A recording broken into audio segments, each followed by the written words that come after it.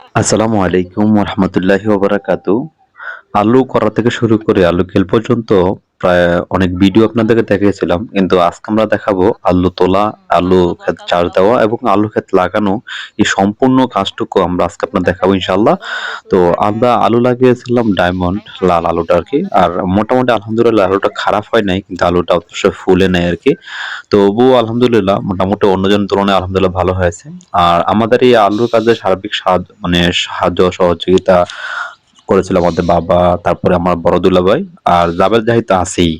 তো তাদের মোটামুটি অক্লান্ত পরিশ্রমে আজকে আমরা মোটামুটি আলু তুলতে পারলাম। আর জাবেদ জাহিদ তো সাপোর্টিং আছে আমাদের শুধু আনন্দ দেওয়ার জন্য বা অথবা মানে শৈশবকাল যেরকম ছিল আরকি আমাদের সেরকম জিনিসটা বোঝার জন্যই জাবেদ জাহিদ ছিল আরকি।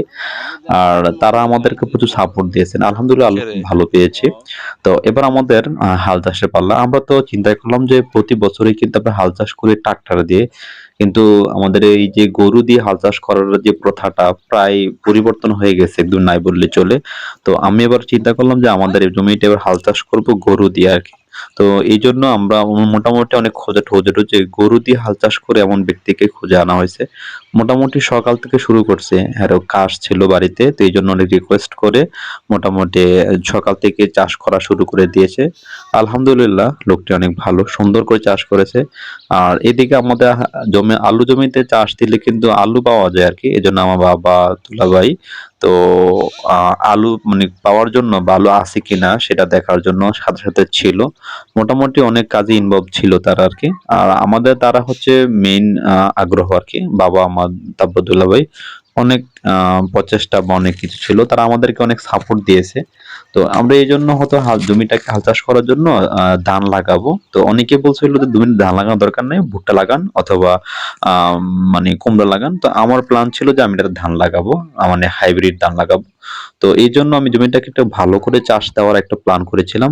আর গরু দিয়ে চাষ দেওয়ার আরেকটা কারণ ছিল সেটা হলো জমির মধ্যে অনেক আলু থাকতে পারে। আমি যদি ট্রাক্টর দিয়ে চাষ দেই তাহলে আলুগুলো অবশ্য পাওয়া যাবে না।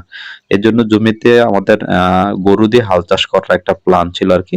তো আলহামদুলিল্লাহ জমি দিয়ে হাল চাষ করে মোটামুটি গরু দিয়ে প্রায় ২ মনের মতো আলু পেয়েছিলাম। তো এজন্য আমাদের আর যে চাষের যে খরচটা এক্সট্রা বহন করতে হয় নাই। আমরা ওই আলুটুকুই পরিমাণ বিক্রি করে মোটামুটি হাল চাষে টাকা দিতে পারবো।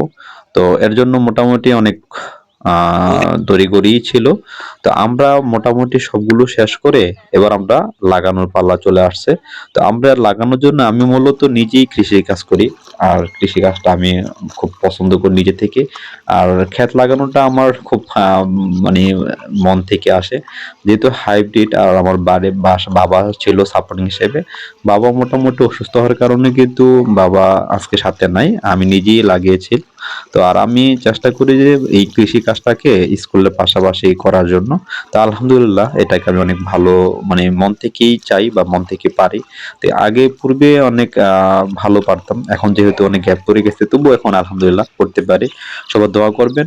আর এই জমিটা এখন ফলন কেমন হয়েছে বা শস্য কেমন হয়েছে আরেকটা ভিডিওতে দেখাবো ইনশাআল্লাহ। ভালো থাকবেন। আসসালামু আলাইকুম ওয়া রাহমাতুল্লাহ।